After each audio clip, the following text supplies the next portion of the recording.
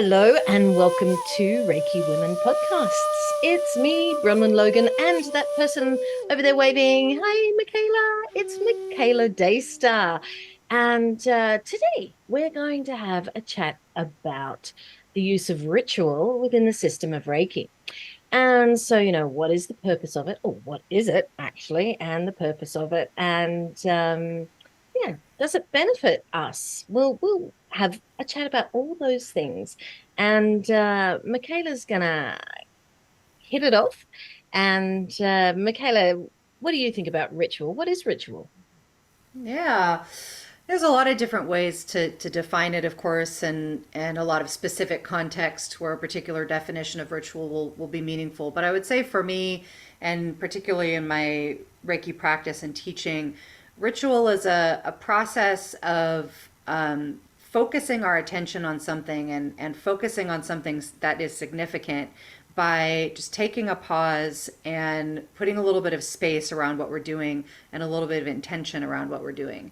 And that can range from things that are informal to very formal, right? So we might even just pause before taking a breath before we start speaking to someone, and that can be a ritual. Or we might create a much more specific series of actions, events, words, practices that are put together in a particular way that again confer significance on what it is that we're doing. Oftentimes, marking a transition of some kind from one state into another. And that can be a very small transition, a transition from sleeping to waking, a transition from our normal day to being in a particular practice, or a transition of learning the system of Reiki, for example. There can be moments in any of those transitions where we pause and we put our attention and our intention on marking the significance of that. And there are a lot of benefits to our physiology, to our mental state, our emotional state, and to our relationships when we take time to pause in that way. And then, of course, the system of Reiki has its own rituals that are built in, that we can engage with as we go through the system. But I think that's where I wanted to start. It's Yeah. just the idea of ritual, bringing our attention to something of importance in our life. Yeah, it's interesting that when we talk about ritual, that anything could be ritual in a way. I love the way that you described it, this idea of marking transitions. And we always talk about every moment of life is a choice. Mm. So there's always change. Something new is always happening, even when we feel relaxed and life is quite supposedly static. Nothing is the same. So it's always moving, shifting. And possibly, I don't know, I'm just thinking about this as we're talking, but possibly ritual is there to help us to adapt, to give us a tool to support us in the fact that everything is always changing. I mean, that's a lot to have to deal with, isn't it? I think that's exactly it. It's and it gives us a moment to slow down in the midst of the change and to honor the liminal spaces inside of the change. And I think you're absolutely right. It's a way that we can allow our system to be resilient inside of consistent change, slow it down, mark the beginning of a change, the in between space where you're no longer what you were, but you're not yet what you're going to be, and then step into that new space. And that can be something very extended, like a life transition where one is really changing quite significantly, or it can be moment to moment, right? Again, like taking that moment to pause, take a conscious breath, draw your attention inward, maybe take a few Joshin Kokyu breaths, and then move into whatever the next thing is in your day. We're training our system to be aware of change, to not fear it, right? To be aware of it, to understand that it's normal, and to be able to be resilient inside of that consistent change. And when we pay attention to doing that on the small day to day levels, then when the big things happen, we're more used to doing it, right? We're more accustomed to slowing down and creating that space and having that resilience. And I think that's one of the many benefits that pausing for ritual gives us in our daily life. Yeah, it's like we're training ourselves, always training ourselves. Um, I was reading an article recently, and it was just talking about how when women have to talk in public, for example, that we use a lot of extra words, for example. And those words might be, the ums and ahs, or like, or in, or the way I see it, or I think that, or we use a lot of these sort of uh, additions that Mm, apparently men don't use. And I've been thinking about why we do that, and just putting it into this context. There is also the idea that they become our own little rituals, don't they? I mean, I know that there are words that I say repeatedly, especially if you listen to, oh, I shouldn't say that, but if I listen back to a podcast, I think, oh my goodness, repeating those words all the time, I have to train myself not to use those words. But those words are there to give that space and pause and time for thought. And they're a little hook that we hang on to allow us to process things. So we're taking more time, if you like.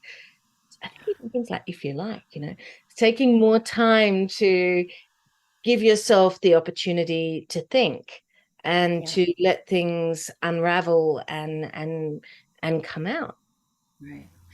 Yeah, and because we don't tend to be a culture kind of in modern Western culture that appreciates silence and space, Mm. right? It's like we have to get those little sound rituals in there to continue holding the space that we have when we're speaking. That's unfortunate, right? I really love opportunities to move us in the direction of more comfort with silence and space. And like when somebody pauses, to let them pause and let them continue to hold the space, even though they're not actively speaking. And I think you're right that those oral fillers and those things that allow us to extend out what we're saying put a little bit more space around the transitions that are happening in the conversation. I think that's a really interesting example. And, and our culture tends to acknowledge certain kinds of transition and certain kinds of ritual, a very small handful of really special ones, and really bypass all of the rest, right? So things like birthdays and weddings and holidays and graduations and funerals, those are kind of the rituals that we're accustomed to just knowing that we're going to go through at certain points in our life.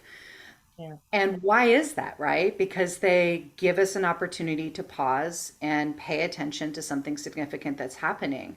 But why can't we do that in our day to day life, right? Why can't we give ourselves that pause and that notation of the sacredness of life in the midst of day to day life, right? And I think you're right that oftentimes our use of language can become ritualistic when we say a certain thing in a certain way at a certain time and repeat that.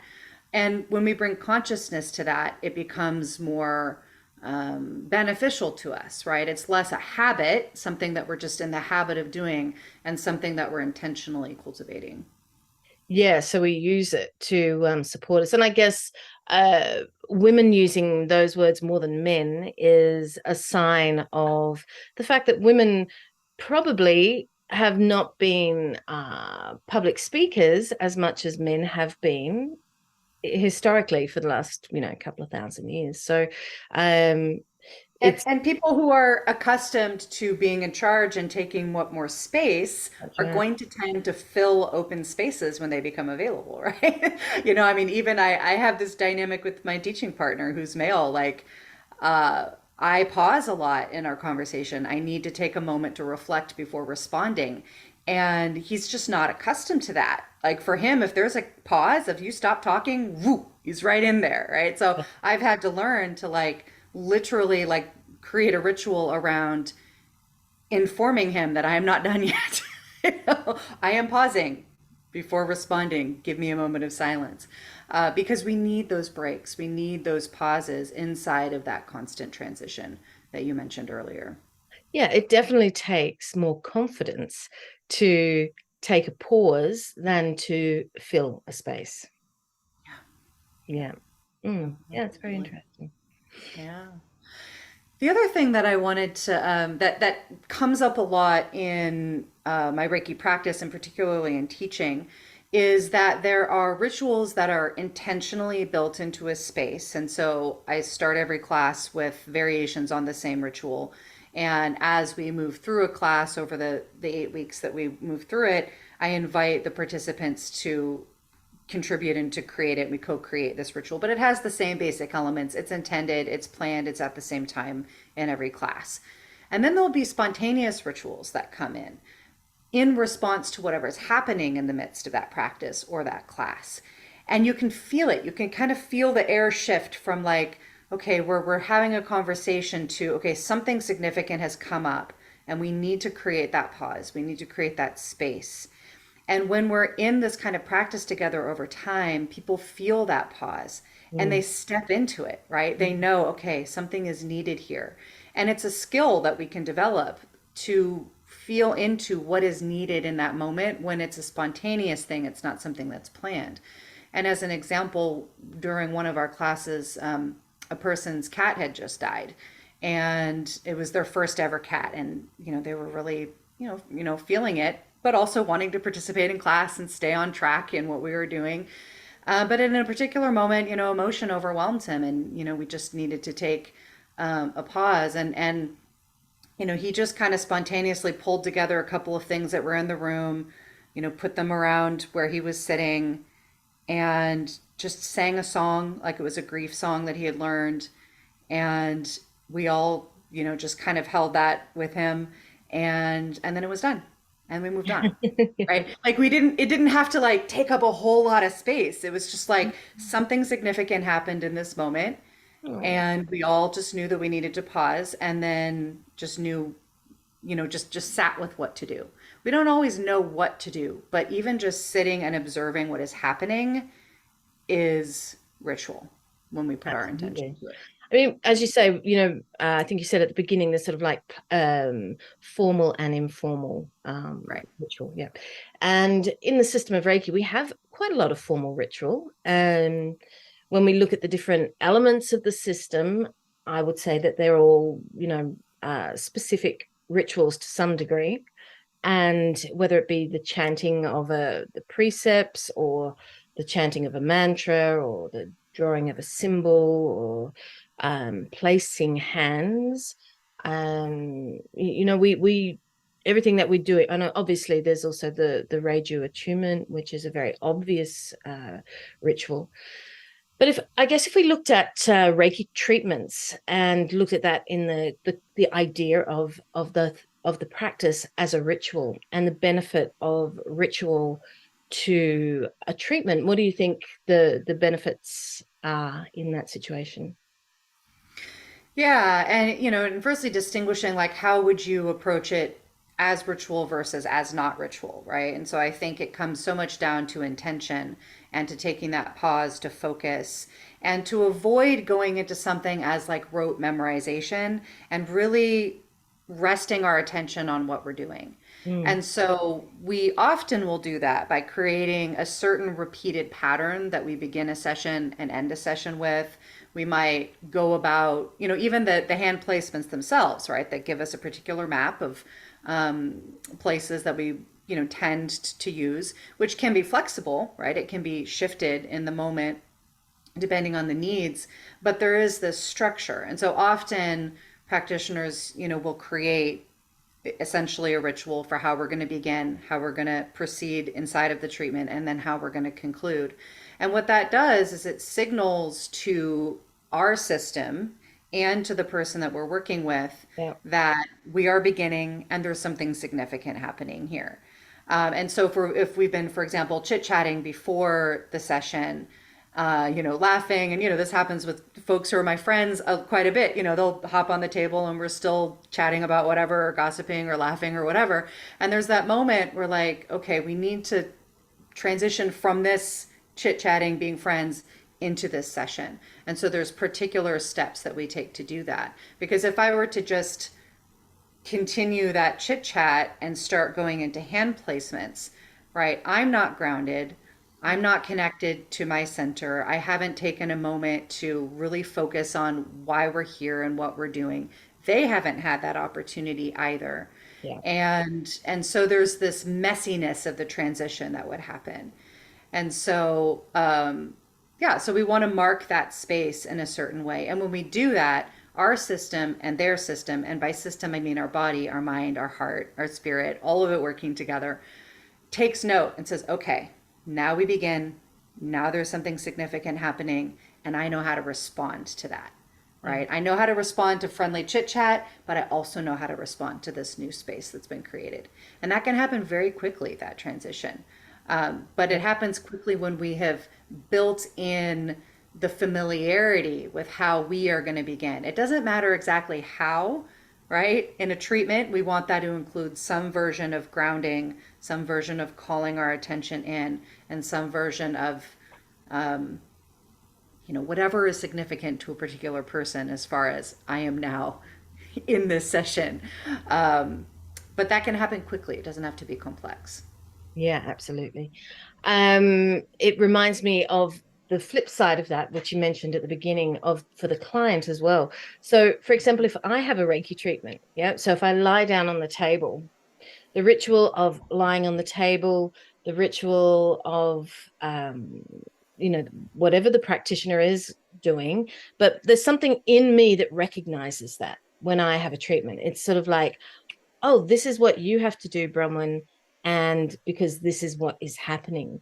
So I can relax very quickly when I hop up onto a table, and you know, I can start snoring very quickly when I hop up on a table. So you know, it just sort of, it's just the body really goes woof, but because it knows it, Yeah, and exactly. yeah, it understands. It's exactly what you're saying. It understands this process that is happening around, this ritual that's happening around, and it's like a trigger. Yeah, yeah, So it's a wonderful thing to recognize that, I think, and know that this is what's actually happening, because we use that in so many different aspects in our lives. yeah, yeah. Mm. What would you say is the difference between a ritual and like a habit? Like sometimes people Yeah. will refer to like brushing our teeth in the morning as a ritual, and I would call that a habit, right? Like, Well, if I were to like use one could go ahead. if I were to use your definition of it as a transition, well, it is. It's a transition from, Yeah, you know, waking up, moving into my day. yeah, So yeah, yeah. why not? You know, and Yeah, and I think the difference there would be intention, right? Am I focusing on this as a transition, or am I just like half asleep and I'm just brushing my teeth? well, it's helping me move out of being half asleep. Yep. So it's actually uh helping me move into my day. I do think, and you know what? If you go into your day and you haven't brushed your teeth and you brush your teeth every morning, then not only does it feel disgusting, but it actually is it's like it can play on your mind because you haven't fulfilled a Right, part of your right. process. So, you know, we I don't mind that being a ritual. I mean, a ritual doesn't have to be necessarily sacred, if you know what I mean. I guess we use there's probably yeah, we use rituals for different things, you know, Yeah. and it, you know, I think when you began talking, you know, you were talking about using the Joshin Kokyoho breath Mhm. as a ritual to take a pause. So, you know, this thing of taking a breath into the body, and when I talk about, you know, making every moment of our lives uh, uh, a conscious moment, you know, that is ultimate enlightenment. And how do we move into that? You know, that is something that it seems impossible, but we Mm, can train ourselves. And you know, even if it's only as we're only doing it a little bit, you know, the thing is that the more that we do it, you know, if we line things up, the more that we do it, the closer the gap between those times, and the more that we are in that space. So uh using breath, I mean, it is the most it is the spark of life.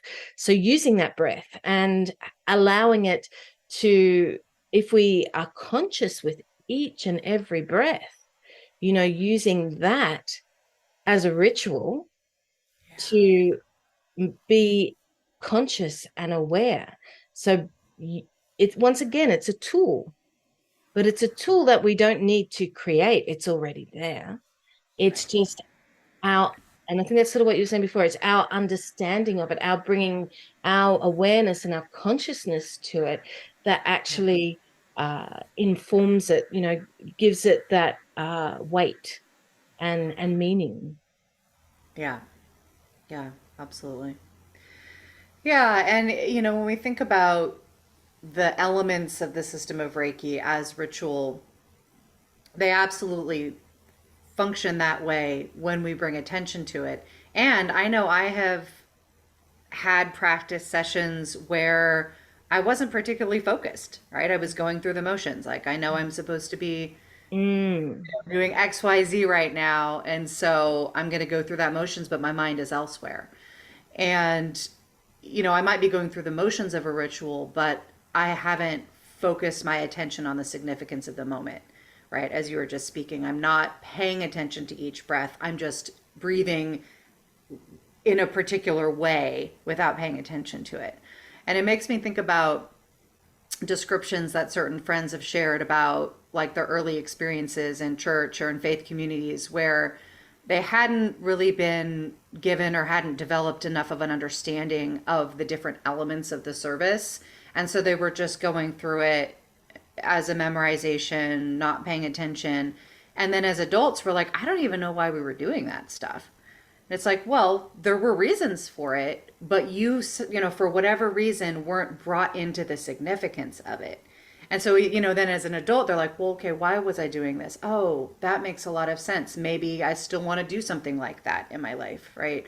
And so shifting from paying attention to those moments, even if it's a simple breath or if it's a very elaborate, ritual inside of a service, uh, is what brings it out of just that rote habit and into something that actually can affect our physiology, our mental state, our emotional state. And ultimately, yeah, are we living our life as, enlightened, at least in little pieces? And I love that description you just gave, Bronwyn, of, having those brief moments frequently so that mm. the space in between when we're distracted, we're not focused, we're not in the present, we're not really feeling our full self get shorter and shorter. Yeah, And I think ultimately that's the benefit of this. definitely. And if I look at when I first started the system of Reiki, I could not understand how there could be like, hundreds, and there's probably thousands today of different versions of the initiation process. I think that's a really interesting uh, thing, and yet we come down to this idea, well, it still works. I mean, we can see origins of that. In research, we can see the Buddhist origins uh, of the Reiju.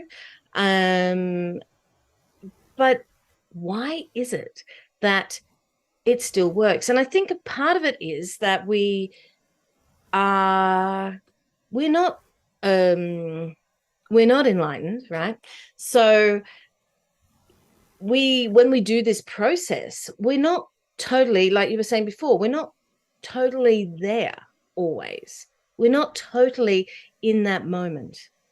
And it would be absolutely phenomenal if we were, but it's unlikely that we are. So, and yet it still works. So we can see the benefit of doing something repetitive, even if we mightn't understand its origins. Yeah. But we somehow can use that. Like I was saying before, this idea of latching onto something, attaching ourselves to something that Yeah, that can that we can rely on to take us through a process. right. Yeah, because ultimately the steps in the ritual are, as you said, they're the tools to achieve a particular aim. What is the aim? It's whatever the intention of the ritual is. So in terms of the Reiju, if we're holding that the intention is to facilitate an initial experience with Reiki, with one's true self, with one's spark of life, with, the energy of the universe, however we're conceiving of that. And we're holding that this is a ritual to, really concentrate our attention on that and to open up a space where a person receives what they most need to have that initial experience in that moment. Then the specific steps, they matter, but they matter to the degree that they help us achieve that intention. Yeah. And, I think the reason that it's changed some, I mean, there's a lot of reasons. There's historic reasons as far as why certain elements made their way from Japan to the United States and others did not. But in terms of, let's just say, once it was here and it was established as a system here, why it's changed from there is that each person might need something a little different to hold that intention, or something a little bit different that sparks their imagination and sparks their connection to the ritual. And so I think there's, it's a bigger conversation because that can get tricky. We can, we change something enough times, we can get away from the original intention, right? It becomes But Chinese whispers as well. It becomes Chinese whispers. Right. Right, exactly. It changes every time it gets reiterated. So I think that's a really real challenge and something that we need to pay attention to. Really, what is the intention of this ritual? What is the purpose? Why is it here inside of this system? If we can hold on to that, then ways in which the specific elements of the ritual shift according to a person's practice has less importance in its effectiveness, I think is the point. But it is tricky because that meaning can change over time as Well, well. yeah, exactly. I mean, it can sit underneath the weight of too many personal, uh, what would you call that? Adaptations, and it can flounder underneath that because we can no longer see the tree, Yeah. the forest. Yeah. Yeah. Mm. And we definitely have a tendency as Western thinkers to want to complicate things We do. and to want to, to see something that's very simple and to say, oh, I can make this better. I can make this more complex. I can make this more rich. I can make this more vivid. Why couldn't this ritual also include this intention and this one and also this one? And we do a disservice when we do Yeah. that because in its simplicity, right, the Reiju holds the key to the whole process, which is to clear away all distraction from having an initial experience of enlightenment, of our true self, of connecting with that spark of life, which is always present with us, but almost never fully felt by us, right? And so it's a powerful but also very simple intention that the Reiju holds. And we don't want to muddy that. We don't want to dilute that, right? With too many different goals, right? Right. I've heard an awful lot of goals that have been added into the Reiju. Like, the point of the Reiju is to connect with a Reiki spirit, like a spirit guide. Nope, that's not the intention of the Reiki. That might be something else that somebody, finds value to bring into their Reiki practice, but that's not the intention of this ritual. No. Hey, and the reason why we do that stuff is lack of confidence, or it's lack of confidence or lack of knowledge. So, or ignorance, I guess, is possibly the other side of that coin, because it's not knowing something and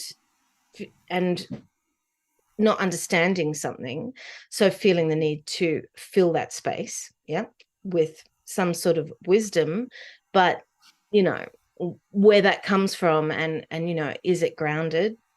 If it's coming, well, this is what I was going to say. When we feel fear that we don't know what we're doing, then we do things like that. We add things in, and we mightn't recognize it as fear because it's not necessarily like a horror movie fear, but it's just feeling uncomfortable that I'm not understanding enough of what's happening here, and I need to. So I'm going to make more understanding of this process. But you're And actually I need adding to that. Yeah, Yeah, and I need to be viewed by others as somebody who understands and who knows, correct. right? And I'm laughing as you're saying that because I did that. I so did that. And I think I've shared that before. Like when I was first my first Everybody's done few it years, just to some degree. complicated. Just made it so complicated what I was doing. Yeah, It's like I couldn't accept the simplicity of it, yeah, right? It felt like it wasn't enough, but really I felt like I wasn't enough,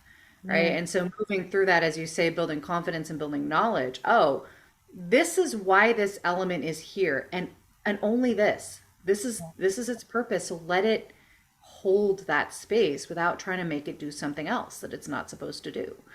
You know? And we always come back to the precepts. How do we tell when we're in that situation?